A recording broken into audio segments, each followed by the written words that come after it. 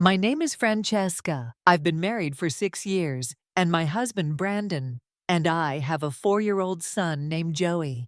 On the surface, our life may seem stable, a quiet family in a mid-sized city with modest routines and dreams. But lately there's been a quiet storm brewing under that calm. It started as a whisper. My mother-in-law, for reasons I still don't understand, began spreading a cruel rumor, one that questions not only my integrity as a woman, but also the legitimacy of my own child. She's been whispering behind closed doors, suggesting that Joey might not even be her son's biological child. At first, I brushed it off. Gossip is easy to ignore when you believe people are better than their worst moments. One of our neighbors mentioned it casually outside the corner store. I laughed it off, thinking it was harmless chatter. After all, my relationship with my mother-in-law had its frictions, but nothing I thought serious enough to warrant public humiliation. But whispers are like seeds. Once planted in the soil of suspicion, they grow. And soon, I started noticing the looks, sideways glances from neighbors, an uncomfortable pause from the cashier at the supermarket. The whispers were no longer background noise.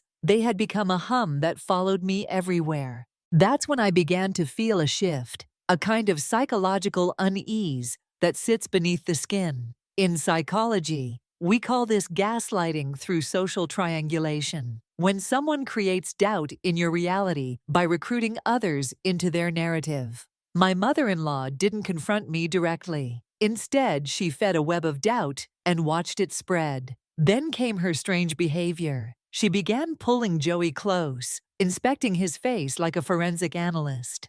"I just don't see Brandon in him," she muttered one afternoon, her eyes scanning his eyelids, his nose, his jawline, searching for proof of a betrayal that never happened. "Brandon has double eyelids. Joey's are single. Brandon's nose is wide and low. Joey's is sharp and high." Brandon overheard her and tried to lighten the moment. He joked, "Maybe he looks more like you. Not a bad thing. My face isn't exactly movie star material." He laughed, but I noticed his father's reaction. Without a word, my father-in-law put down his newspaper, his face serious. "Don't you have better things to do?" he snapped. "If you've got time for this nonsense, put it to use."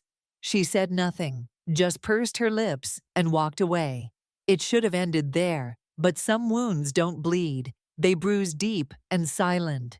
Let me tell you about our family. I'm a writer. Creativity doesn't flourish in chaos, so I rent a small studio in the city where I can think clearly. Brandon has always supported me, never once complained. He works as a software engineer, earning just enough to get by in our city. Not great, not terrible, but steady. I, on the other hand, have built my career brick by brick. I grew up in foster care. No family, no inheritance, no safety net. I made my living through books and royalties, slowly carving out a space of independence. I paid for our wedding, every cent. The ring, the ceremony, even the reception. I bought us an apartment outright with the money I earned from selling the screen rights to one of my novels. I even purchased Brandon a car so his daily commute would be easier. When our son was born, I hired a full-time nanny to help. I covered every household cost: childcare, meals, rent,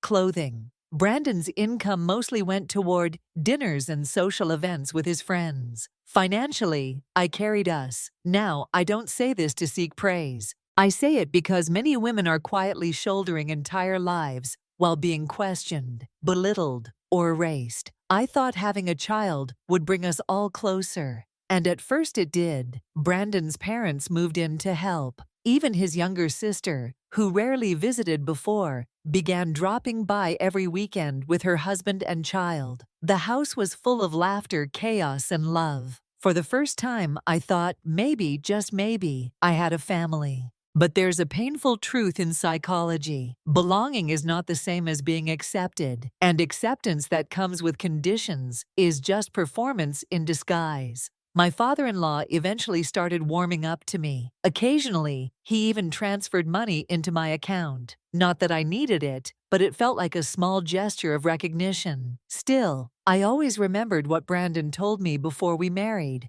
Don't expect any support from them. They wanted me to marry into status. They don't think you're good enough. But Brandon didn't marry wealth or prestige. He married me, a woman who built herself from the ground up, with nothing but words and willpower. And now, years later, despite everything I've done, I find myself judged, not for my failures, but for my origins. So here I am, standing at a psychological crossroad. Should I continue to stay silent to preserve the illusion of family, or speak my truth and risk burning the fragile bridge I thought we had built? Because sometimes, the greatest betrayal isn't the lie someone tells you, it's the silence they expect you to keep. I've always believed that when you give from the heart finds its way back to you. So I gave with sincerity, with warmth, and without expectation. Every Christmas, every Thanksgiving, I took the time to prepare thoughtful gifts, handwritten cards,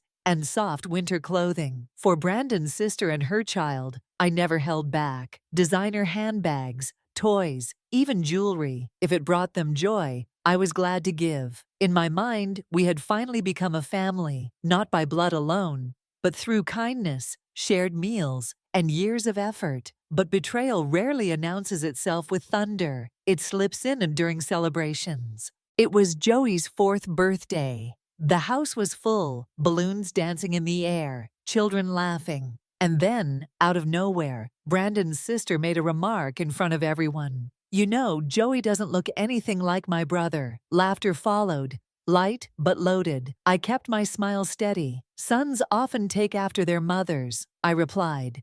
"When he was younger, he looked a lot like Brandon." It should have ended there, but something shifted. I noticed her pull Brandon's mother into a side room, their voices low and urgent. After that day, the atmosphere in our home quietly transformed. My mother-in-law stopped helping with Joey's morning routine. She began defying everything I said, not with anger, but with quiet, passive resistance. Her first demand was dramatic and unexpected. She wanted me to fire the nanny, the same nanny who had cared for Joey since he was born. Loyal, gentle, trustworthy. "She's in preschool now," my mother-in-law argued.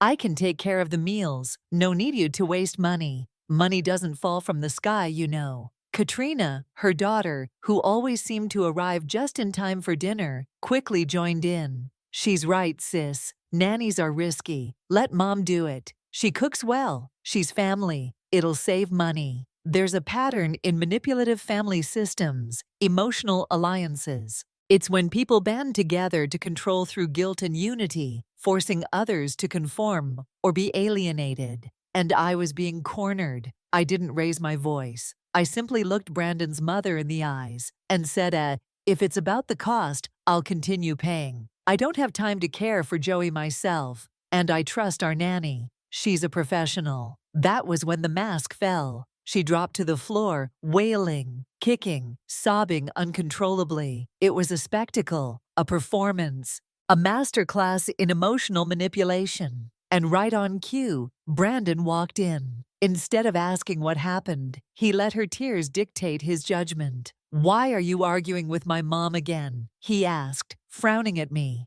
Before I could answer, Katrina jumped in, fast and precise, like someone who'd rehearsed her lines. "She's just upset because Francesca won't let mom take care of Joey. She insists on keeping the nanny." Brandon turned to me. "Maybe we should let the nanny go. My parents' savings aren't endless. We need to spend wisely." His mother nodded in approval. "Exactly. Spend the money where it matters. Spend the money where it matters." The irony burned. I had financed our wedding, paid for the apartment, bought the car he drove, covered every major household cost, and yet here I was, being lectured on financial responsibility by people who hadn't paid a single bill. I didn't argue. I just smiled softly and asked, "Is that how you feel too?" He nodded, oblivious. "You know what they say, listen to your elders. She's eaten more salt than you've eaten rice." I laughed under my breath, not because it was funny, but because pain, when understood,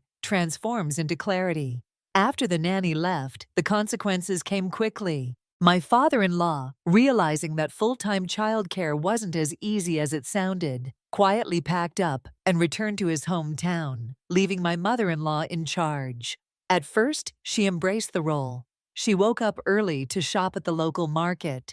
She seemed cheerful, even proud. Each afternoon, she'd hand me a receipt and ask for reimbursement. Strangely, the grocery bills had doubled. Soon after, Katrina and her family began visiting more frequently, always just in time for meals. And yet, the food seemed to disappear. Each night when I came home from my studio, there was barely anything left for me, just scraps and leftovers. Meanwhile, my mother-in-law and Katrina would be lounging on the couch, watching TV, cracking sunflower seeds between their teeth like royalty.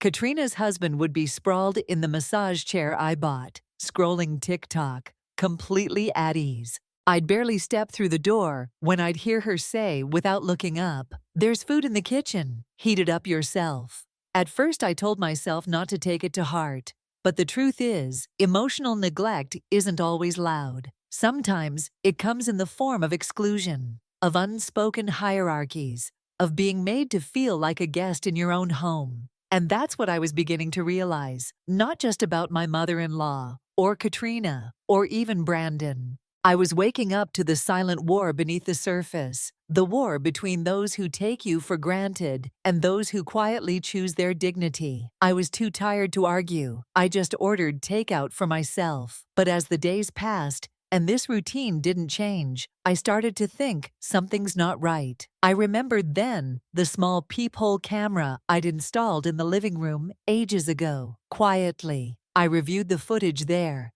She was my mother-in-law, setting out a lavish spread across the table, calling everyone to eat. She looked especially attentive when speaking to Brandon. "Eat up." She told him that woman's coming home soon. "Once she's back, you won't get as much." Brandon didn't seem bothered. "So what, she can eat with us?" His mom wasn't having it. "You don't understand." After that, whenever I came home to an empty table, I'd start whispering my frustration to Brandon late at night. "What's going on with your mom? Does she have a problem with me?" Brandon would sigh, putting down his phone with a scowl, sharp enough to slice through steel. "Sheehan, can you stop making a fuss over nothing? My mom doesn't have a problem with you. I'm working myself to death every day. Can you give me a break? Not everyone's like you with nothing better to do than watch surveillance footage all day." I didn't respond. I just sat there silent and simmering. In the early days, he'd still try to coax me, tell me I was overthinking. But lately he'd started calling me dramatic. I began crying quietly, not from sadness, but from disappointment.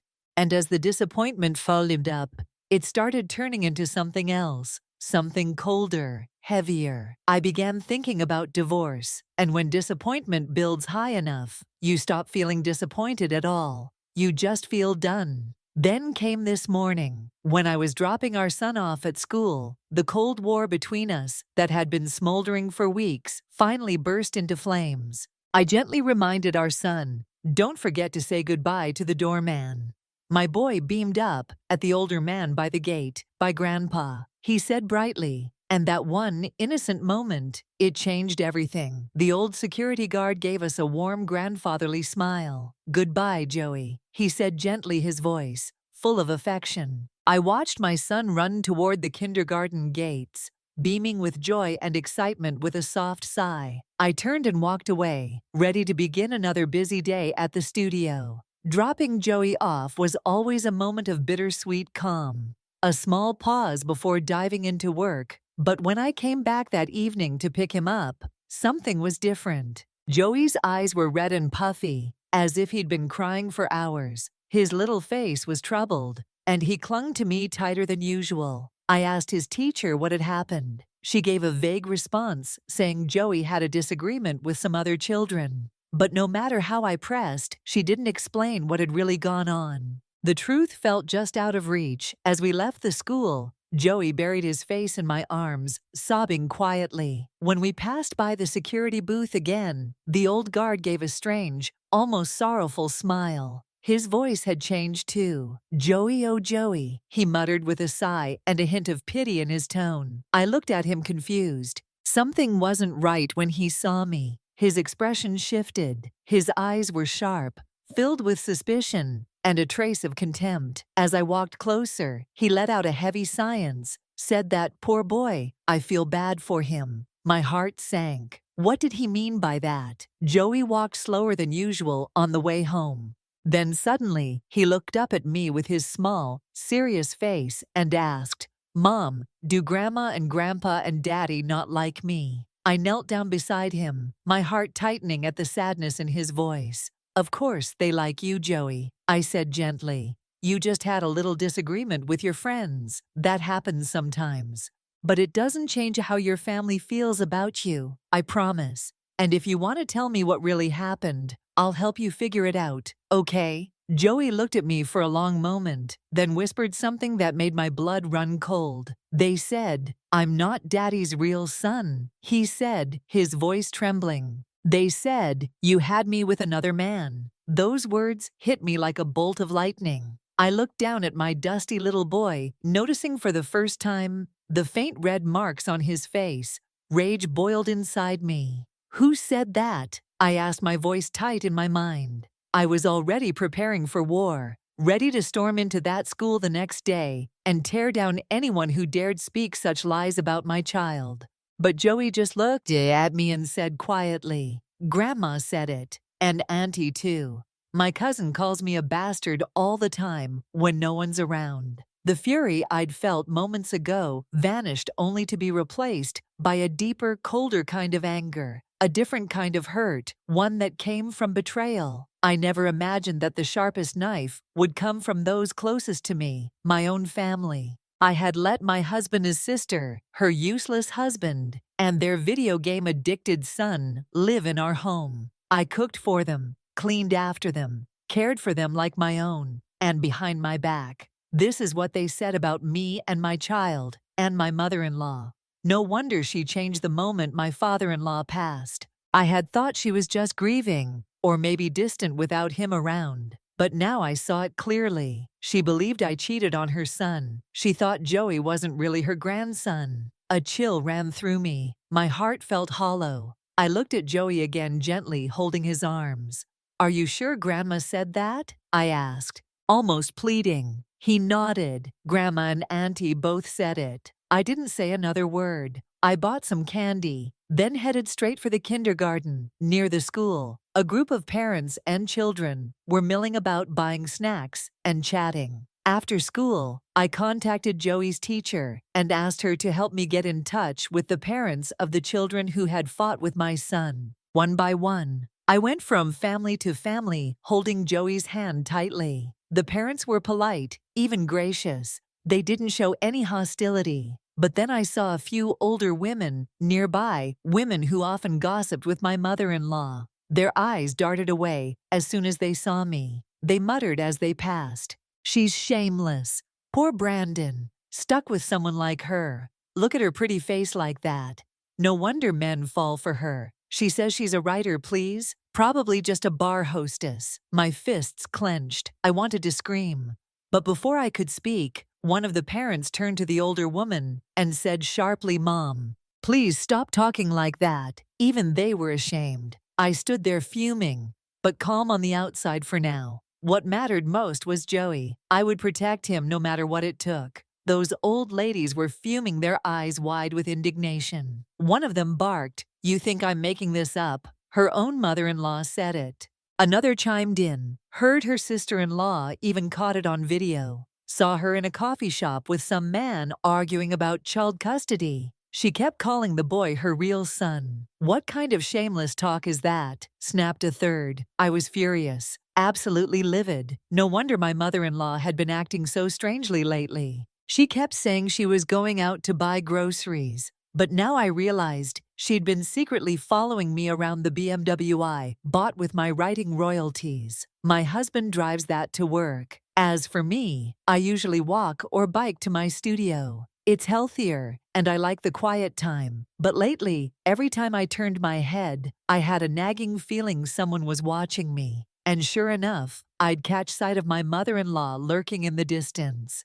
peeking out from behind street signs or shop windows like she was in some sort of spy movie. I honestly thought she was just worried about me going places alone. I never imagined she was out there trying to catch me in the act, as if I were cheating. The young film company boss she kept going on about turned out to be James. the up-and-coming owner of Lemon Tree Studios. James was an old collaborator of mine. We'd worked together on and off for years. He often pitched me ideas or gave feedback on my novels, sometimes sparking new ones entirely. But this time things got complicated. My latest fantasy novel was about to be adapted into a drama. That's when disagreements started. James didn't want to give me the adaptation rights. I flat out refused his offer. After that, he kept inviting me out to talk things over, usually over dinner. Each time it was the same conversation. He'd offer more money, trying to convince me to let go of the rights. I kept turning him down today at the coffee shop. He upped the offer by 20 Fed. I looked at him carefully. James was younger than me, but he carried himself with a surprising maturity. His tone was respectful, yet unyielding. He said, "Miss Shin, our company is fully confident. This show will be a huge hit. Why won't you just let go of the adaptation rights? These things are best left to the professionals." I sighed and looked him in the eye. I'm the author of the original story. At the very least, I'm the most qualified person to guide the plot, and I'm not desperate for money.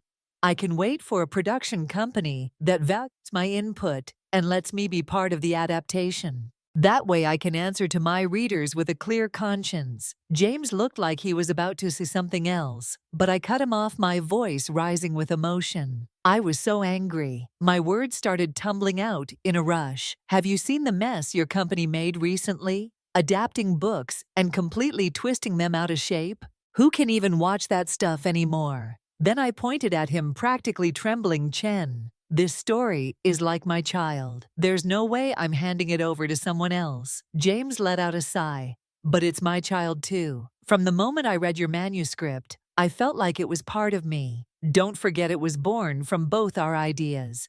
We created this together. He leaned forward slightly. Even if you won't let me have full control, I promise I'll do everything I can to make it right. I'll make it shine. I swear to you. Just as he said that, a woman sitting at the next table, a woman decked out like she was going on a survival expedition, accidentally knocked over her coffee. Looking back now, I'm pretty sure she wasn't just clumsy. Most likely she was someone my sister-in-law had hired to take secret photos of us. It all made sense. Now my mother-in-law and her family had been planning this setup from the very beginning. The neighbor ladies were at it again, their voices shrill with self-righteousness. If it wasn't true, one of them scoffed. Why would her mother-in-law go so far as to slander her own son? No mother would let the whole neighborhood think her son's been cheated on unless she really believed it. I grabbed my son's hand and turned to face them. You need to apologize to my child right now.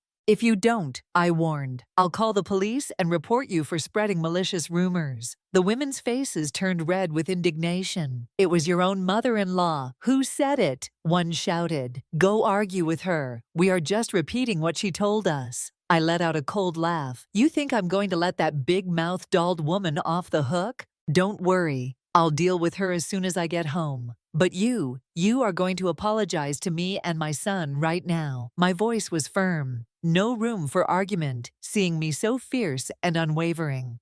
A few of them started whispering among themselves.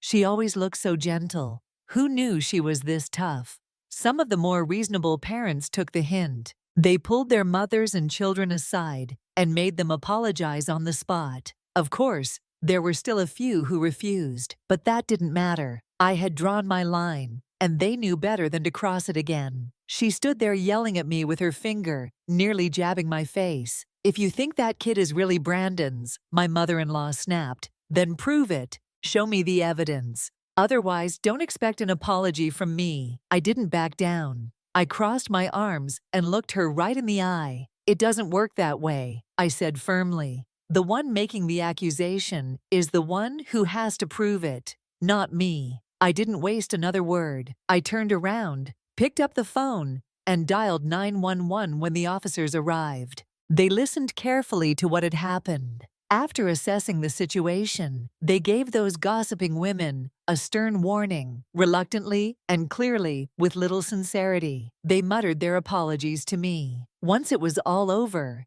and the door had finally closed behind the offices, I turned to find my son Joey, staring up at me with wide, sparkling eyes. "Mom," Joey said softly, tugging at my hand. "You were amazing just now." He squeezed my hand tighter and added one day, "I want to be just as strong as you." I knelt down in front of him and looked into his eyes. "Sweetheart," I said gently, "no matter what happens, you have to promise me something. Always tell Mommy everything. Okay? I'll take care of it no matter what it is." Joey nodded, but I could see he was holding something back. His lips parted slightly, like he wanted to speak, but didn't know how. Finally, after a long pause, he whispered, "Mom, yesterday when I was taking a bath, Grandma pinched me." He looked down, then added in a quieter voice, "She said I was a little bastard." My head buzzed, like I'd been struck by a gong. I froze, then gently lifted his shirt. My breath caught in my throat. Red marks covered his small body, some already turning purple,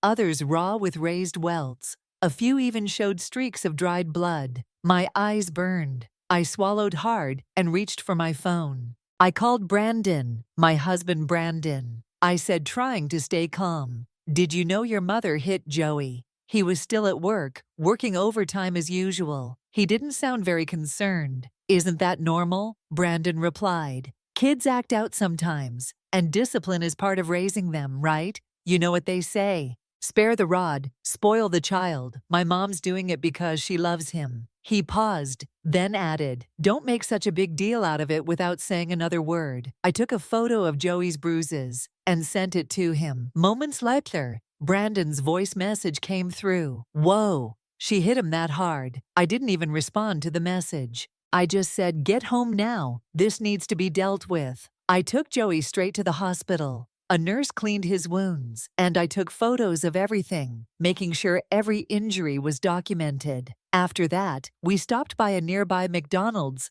to get him something to eat. He'd been so brave through it all. He deserved something comforting as he munched on his fries and nibbled at his nuggets. I opened the home surveillance app on my phone there. It was my mother-in-law, happily entertaining my husband's younger sister and her family. She had laid out a full spread, dishes upon dishes of rich, hearty food. I even spotted a large lunchbox set aside. That must have been for Brandon. She bustled around the table, her face full of smiles, as she piled food onto her grandson's plate. "Eat up, Davy," she cooed. "You need to grow tall and strong." Davy didn't even look up as he chewed. "Grandma," he mumbled, mouthful. "Tomorrow I want to eat lobster, big Boston lobster." My mother-in-law chuckled with delight. "All right, sweetie," she said, "tomorrow I'll make that be. Get you some. You'll have all the lobster you want." I stared at the screen, expressionless, as a bitter laugh rose in my throat. They lived off my income, ate my food, used my house, didn't leave a single dish for me or Joey, but still had the nerve to insult me behind my back. Ungrateful parasites,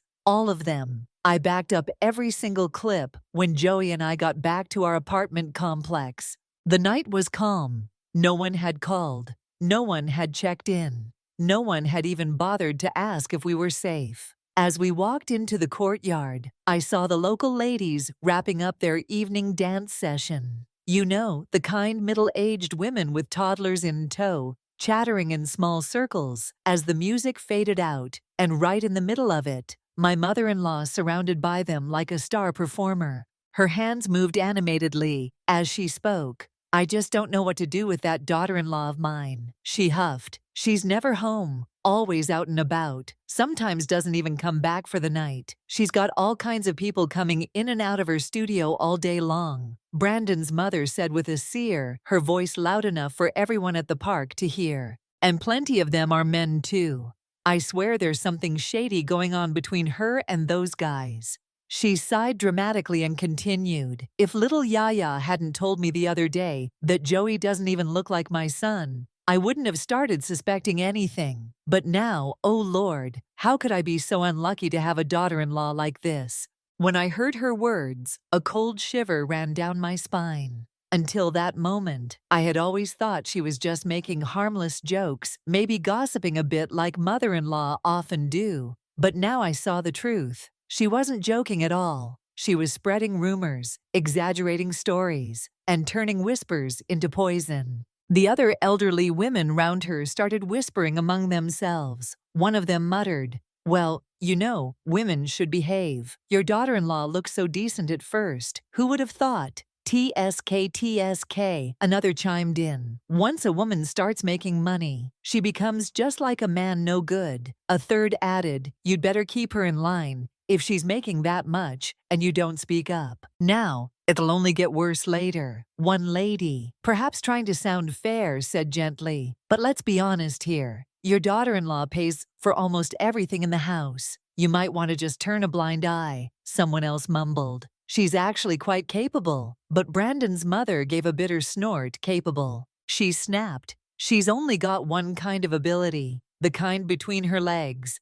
Joey's not even Brandon's son. Here's the love child she had with that film producer, that Chen something guy. You think someone with her writing skills could really sell the rights to a movie? Please?" Her words hit me like a stone sinking straight into the pit of my stomach. I couldn't breathe. The sting of betrayal, the sheer cruelty, it was all too much. A few days later, I was walking Joey past the community park again. I turned a corner and saw Brandon's mother surrounded by a group of elderly folks, most of them babysitting their grandkids. She was chatting away, her voice rising with emotion, though I couldn't make out every word at first. I could feel the tension in the air. Then I heard my name the moment they saw me approaching. Everyone fell silent. A few looked away. Others glanced at me with awkward expressions, some even with thinly veiled contempt. It was clear they had been talking about me again. I stood there quietly behind Brandon's mother, holding Joey's hand. She didn't notice we were right behind her. She kept talking, voiceful of righteous anger. "I don't even want to bring this up," she said, "but I used to think she had some real talent selling story rights and all that. Then I started wondering, how does she get money so easily? She buys my son a car, a house. I figured she must be feeling guilty." She let out a mocking laugh. "Turns out it's all because of that James, or whatever his name is. She just spread her legs, climbed into bed, and that's how she got everything. Girls like her with no parents to raise them properly always end up like this. I bet she's not even home now because she's off taking her son to visit his real daddy." Her voice got sharper, nastier. Brandon's sister, sitting nearby, cracking sunflower seeds, piped in, "Mom, when we get back, make her hand over the money. She should leave with nothing. If she doesn't agree, we'll take her to court." All the neighborhood ladies had now turned to stare at me and at Joey. The boy's little Faye turned red with embarrassment as he heard the terrible things his own grandmother was saying. One neighbor gave Brandon's mother a nudge and whispered, "Maybe that's enough, huh?" But she just laughed, coldly. "Why should I stop that? Tramp had the nerve to cheat on my son. If she wants to act like some streetwalker, then she deserves every word I'm saying." Before she could finish her sentence, Joey suddenly pulled away from me and shouted, "Grandma, you can hit me if you want, but how can you say that about Mommy?" The whole park went still. Brandon's mother froze. Her eyes widened in shock. Brandon's sister turned to look at us too. For a long moment, no one said a word. The two of them stared at us, speechless. The air between us hung heavy and awkward, thick with shame. The moment those ladies from the neighborhood saw the melon, they all gathered around with sparkling eyes, admiring it like it was a rare treasure. Meanwhile, I quietly reached for my phone. I had recorded every word my mother-in-law had just said, watching the smug expressions on her and Katrina's faces. I could feel a fire lighting up inside me. I might look gentle on the outside,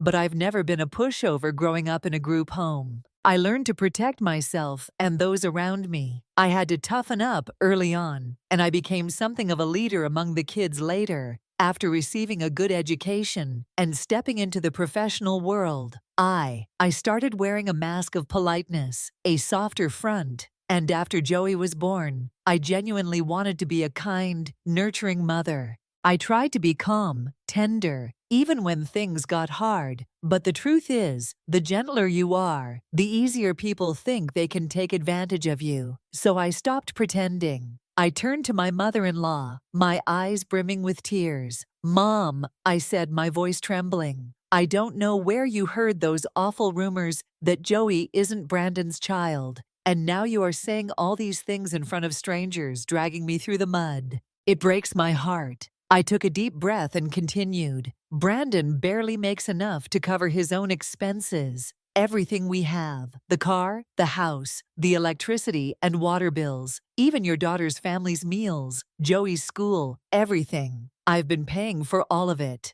I raised a hand to wipe away my tears, forcing myself to recall every single grievance I had swallowed. Over the years, my shoulders began to shake as I cried, not with weakness, but with years of pent-up sorrow. Some of the women standing around began murmuring support. One of them, Mrs. Jenkins, spoke up. "Well, now she's not wrong. This whole family's been living off her. If you're going to say things like that, you'd better have proof." Katrina didn't like that one bit. She immediately jumped in her voice. "Sharp proof. What kind of proof do you need? Just look at him. Joey doesn't look anything like my brother, not even a little." Her words cut through me like a knife. My tears came faster, and I turned to her eyes, full of disbelief. "Katrina," I said, "look me in the eye and tell me this. These past few weeks, haven't you and your whole family been eating at my table, sleeping under the roof? I paid for, not once have you offered a cent. I've even paid for your son's tuition and his allowance.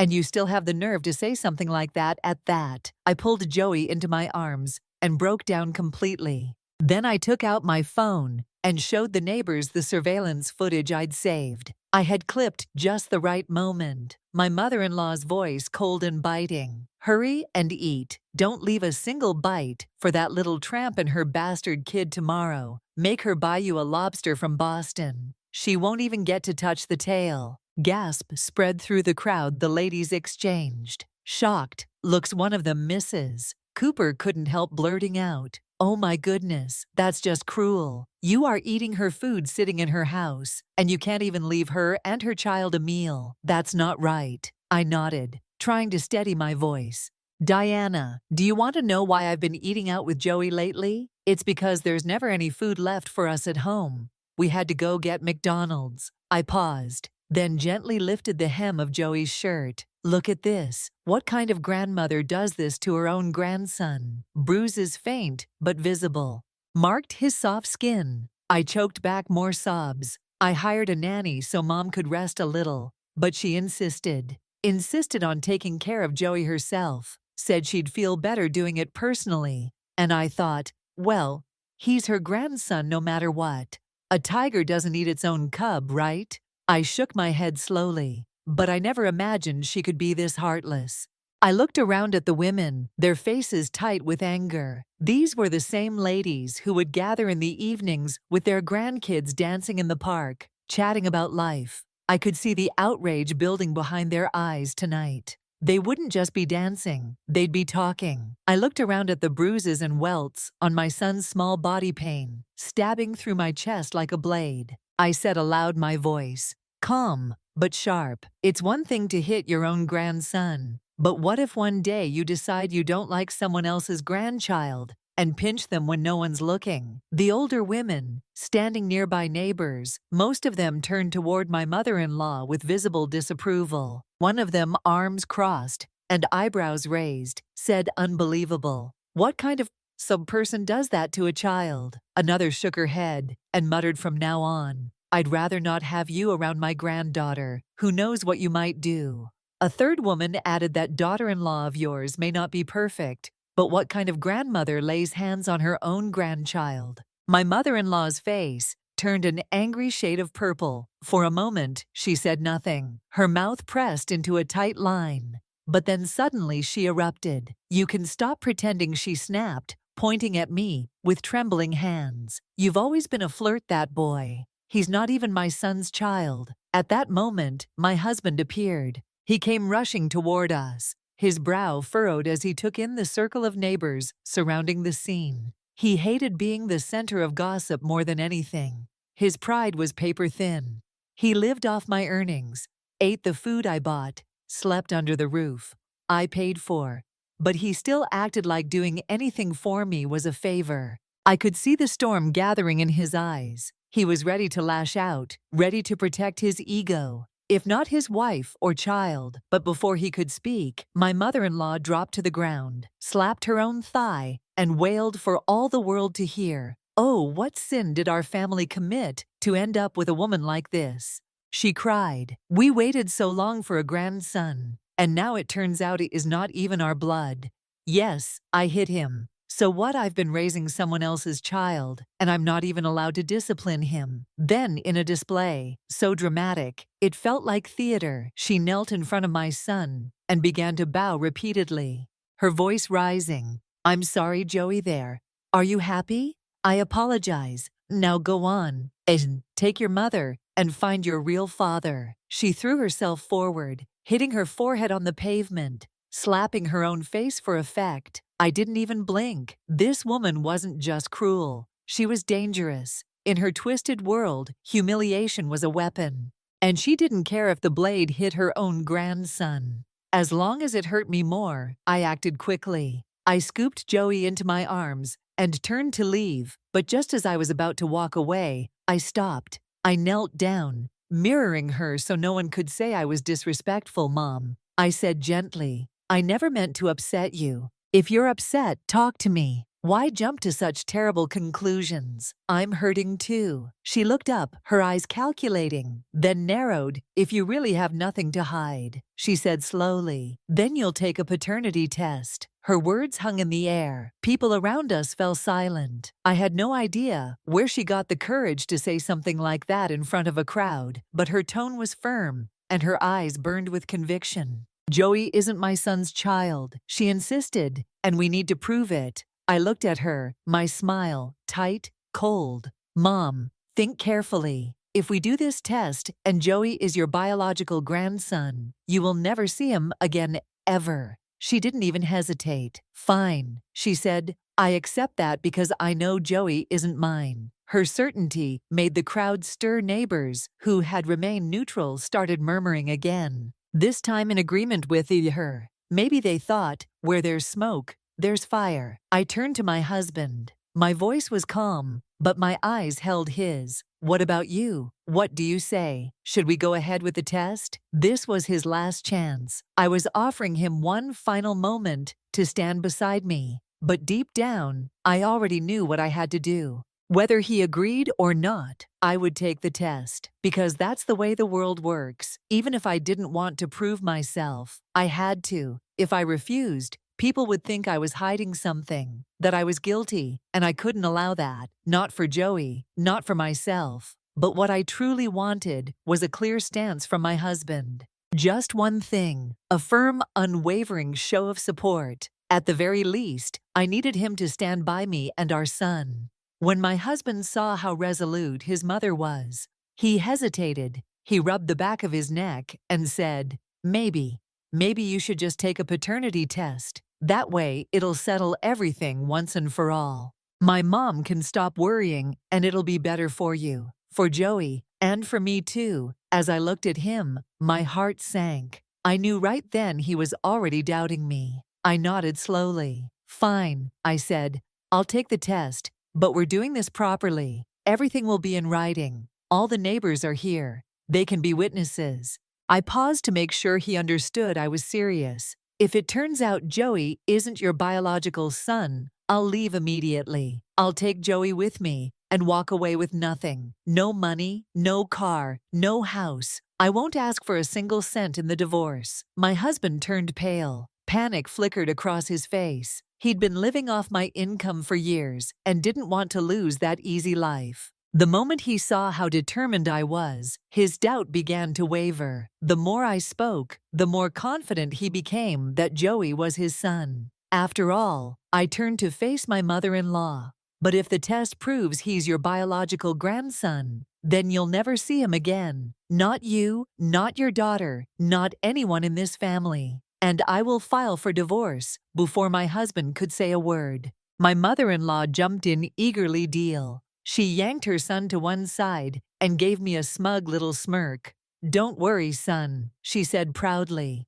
Your sister heard it with her own ears. Joey isn't yours then with dramatic flair. My sister-in-law stepped forward and pulled out her phone. She pressed play. And not only that, she started a live stream right then and there. The stream's title read, Famous Author Caught Cheating with Lemon Tree Studio. CEO, James Lovechild, already 4 years old. In seconds, nearly 500,000 viewers had tuned in. People flooded the screen with Don Chomate. My sister-in-law promised that once the tips hit $50,000, she'd release the recording, and she kept her word right as the number ticked past 50 grand. She played the clip. It was a recording of my conversation with James at the coffee shop, but it had been carefully edited, cut and trimmed until it sounded exactly like we were discussing our real child, little Joey. I almost laughed.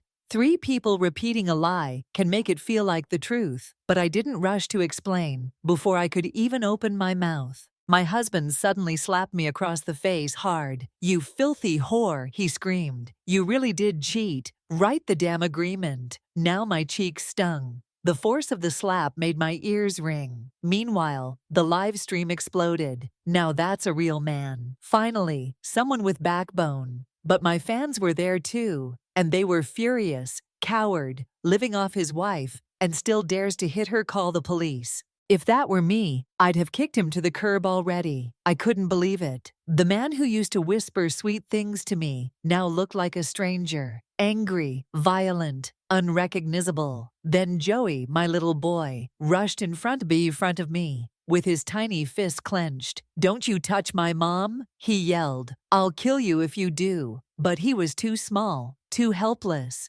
My husband shoved him aside like a rag doll, then slapped him twice. "You little bastard," he roared. "Get the hell away from me." That was it. I grabbed the electric stun baton from the security post nearby and lunged. "You touch my son again, and I'll end you." The electricity sparked as the baton connected with his chest. He shrieked, flailing, collapsing to the ground. I didn't stop. I slapped him again and again, raining down blows on his face. Dozens of them. The sting on my cheek was nothing compared to the fire in my heart. And in that moment, I wasn't just fighting for myself. I was fighting for son. They came charging at me. My mother-in-law and her daughter, both furious, both yelling, but I was ready. I pulled out my stun gun and waved it around like a sheriff in an old western.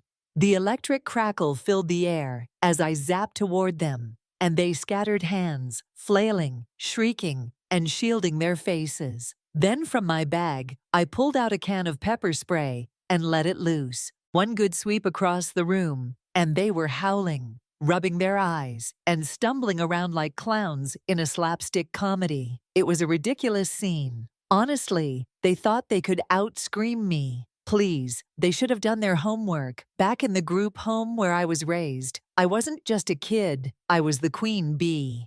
You don't survive a place like that without learning how to stand your ground. I've dealt with worse than this pair of freeloaders. Eventually, the police arrived. Yes, I had called them earlier, knowing full well where things were heading. They stepped in and separated us, trying to restore some order to the madness while they were at it. I filed formal reports. I pressed charges for defamation and public disorder. I also filed a domestic abuse complaint on behalf of my son. We stayed at the station until deep into the night, filling out statements, reviewing footage, getting everything in writing. By the time we returned, my father-in-law had rushed back from his hometown. The house was a mess, chaotic, loud, and filled with tension. My mother-in-law kept avoiding his eyes, clearly shaken. Now let me tell you something about that man. Back in the day, he was a real brute, used to beat his wife, and even laid hands on Brandon and his sister when they were young.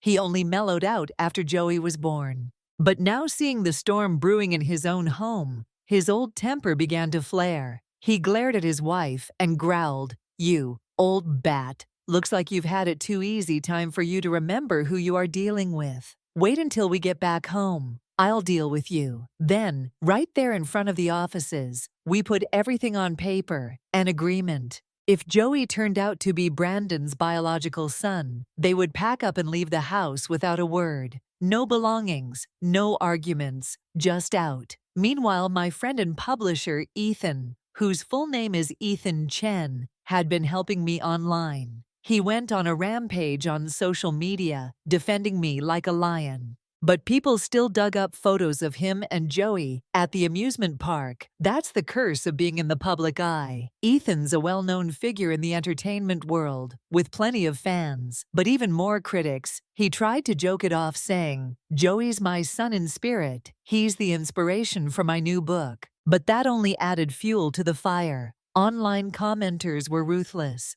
"You dare call your novel your own child? Look at the garbage you turned it into. Give us our money back. You fraud. Do you think we're stupid? If you call that book your son, I feel sorry for both of you. Maybe it's how you were raised." That same night I went home, packed our bags, and took Joey to my writing studio. I didn't say a word to anyone, just turned around and left. Brandon barely looked up. He made a little noise, like a dismissive TSK, and stayed where he was. As I walked to the door carrying our things and holding Joey close, Brandon finally got up and came after us.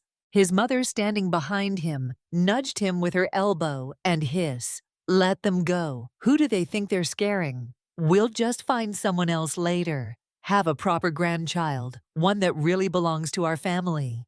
I stopped at the door and turned around, flashing a wicked smile. "Oh, a proper grandchild, huh? You think you're fit to raise one?" I leaned in, my tone playful and cutting. "Tell me, did you even read the results from Brandon's last physical? Poor guy's got low motility. I wouldn't count on him for much, if you know what I mean." That sent them into a frenzy. My mother-in-law and her daughter lunged toward me. Again, hands out like claws, but I didn't flinch. I pulled out the pepper spray and raised it. They froze. Brandon turned red with rage. "You are disgusting," he roared. "Ungrateful little rat figures raised without a real family. And now you act like an animal." I didn't even blink. I sprayed him direct hit. He let out a high-pitched yell, stumbling back, hands on his face. My mother-in-law screamed and rushed to him, wailing in panic. I knelt beside Joey and gently covered his ears. Then I looked up at Brandon and said calmly, "You spew filth like you just swallowed your mom and your sister whole. If you like the taste, go ahead, eat your fill. But tell me, how is your mother still full of it when she's already halfway in the grave? Maybe you forgot to nail down the coffin." My father-in-law had had enough. His voice thundered across the room, "Out. Get out of here." I gave them all a sweet little smile. "Sure thing." I swung the door open, my voice light but sharp. "This is my home now. If those test results come back and Joey's proven to be Brandon's, you all better pack up and leave." I turned back one last time before walking out. "And don't forget to Venmo me the rent." Early that morning, my father-in-law tried to rush at me in anger, but he stopped short the moment he saw the kind of pepper spray in my hand. It was almost empty by then, and I knew better than to push my luck. I took Joey's hand and left without another word. The next day, things moved fast at the hospital, under the watchful eyes of the police. My lawyer, Mr. Hahir James's legal team, a few nosy neighbors, and Brandon's entire family. We proceeded with a paternity test. I had already requested an expedited service, samples taken in the morning, results out by that afternoon. While everyone was nervously waiting, I stayed busy editing a video. I pieced together footage from our home security cameras, added audio clips of those gossipy apologies the neighbors had left on the community message boards, and of course, a few dramatic highlights from the previous days. Public spectacle. I ended the video with a teary confession. I'd filmed the night before, my face blotchy with crying, voice trembling. I never imagined my own mother-in-law wouldn't believe me. God, sob.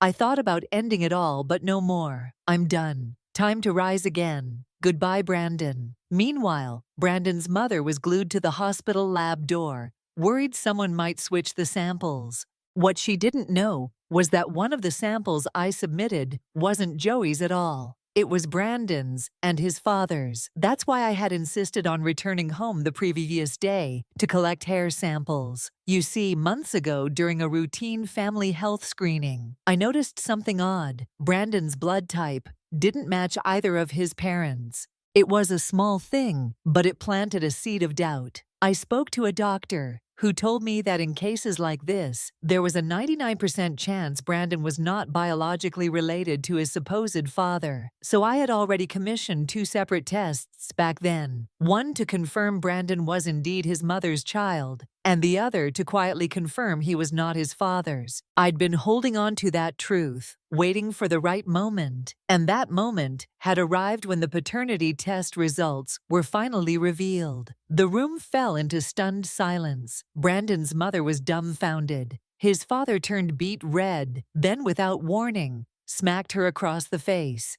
As for Brandon's sister and her little family, they quietly slipped away from the hospital, pretending none of this had anything to do with them. Brandon's mood changed instantly. He rushed to my side, smiling nervously. "I knew it, Francesca," he said, trying to sound warm and relieved. "Of course, you'd never betray me. You are the best. Let me make it up to you tonight. How about dinner? Your favorite hot pot?" But I pulled my hand away and nodded to my lawyer without a word. He placed the divorce papers in Brandon's hands. Brandon dropped to his knees, sobbing and begging. He refused to sign, but I wasn't afraid of dragging this through the courts. I had evidence of domestic abuse from both him and his mother, plus clear documentation of my stable income, financial independence, and a top-tier legal team. There was no way they were getting custody of Joey without hesitation. I posted the paternity results along with my tearful video on social media. Public outrage was swift and brutal. The internet exploded with anger toward Brandon's sister. Within hours, her social media account was suspended,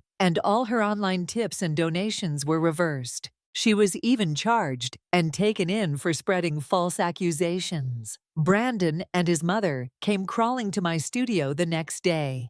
Brandon got down on his knees, trying to look pitiful. "Francesca," he pleaded, "my mom. She's had a hard life. Can't you go easy on her?" I didn't even look at him. I lifted my foot and kicked him out the door. Then I forwarded the new set of DNA results, the one confirming Brandon wasn't his father's son, to the father-in-law. That night, I sat back and watched the surveillance feed in silence. The house was chaos, the old man fuming. Grabbed a wooden stick and beat Brandon's mother so hard, I feared he might cripple her. Brandon jumped in to defend her, shouting, "You old bastard! If you hadn't spent years hitting her, she never would have cheated on you." He shoved his father back hard. The man stumbled and hit his head on the coffee table. He died on the spot. I called the police immediately. Brandon was arrested and charged with manslaughter despite his mother writing a letter of forgiveness to the court. He was sentenced to 20 years. The very next morning, divorce finalized and papers in hand, I hired a moving company. I showed up with more than a dozen movers and cleared the house. Every single belonging of theirs tossed out onto the curb.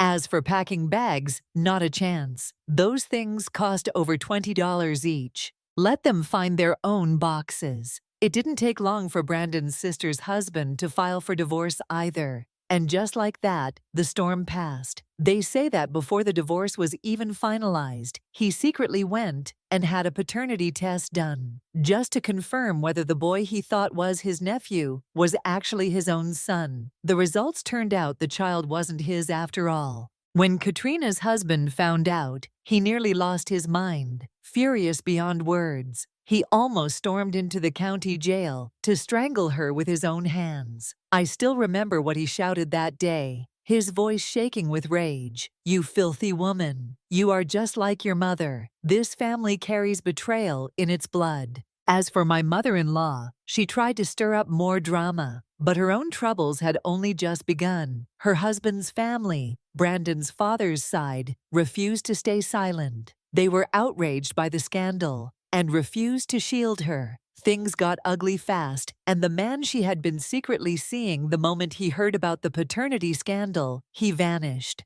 packed up everything, and disappeared without a trace. No one has seen or heard from him since. I wasted no time. I sold the house quickly and at a loss. I just wanted to be done with it. After everything that had happened, James, the producer, who had once hesitated, finally seemed to come to his senses. He agreed to give me full rights to adapt the story. We signed the contract and shook hands on the deal. With that chapter closed, I bought a new home, a beautiful villa tucked away in a quiet, peaceful neighborhood. I rehired the kind older lady who used to help take care of Joey, and this time I enrolled him in a new preschool, one that made him smile every morning. As for my mother-in-law, well, I saw her a few times after everything fell apart. Just glimpses really on the side of a busy street, hunched over digging through trash bins for wilted lettuce sleeves. The designer clothes I used to buy for her were long gone. She now wore rags, her hair wild, muttering nonsense to herself, like someone who had slipped away from reality. I heard she'd been badly beaten by her husband's relatives. They couldn't bear the shame and betrayal she had brought on the family and her mind. It never recovered the rest of her life. It seemed would be lived in the shadows, wandering, babbling, half lost in her own madness. One afternoon I happened to drive past her. I was in my BMW sipping the last bit of water from a bottle. As I slowed at the light and rolled down the window, I saw her crouched on the curb, clutching some scraps in her hands without a word. I dropped the empty bottle onto her lap. Then I stepped on the gas and drove away. Thank you for watching today's story.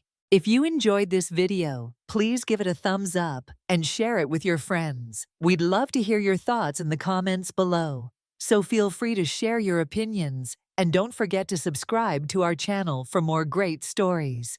We'll see you in the next video.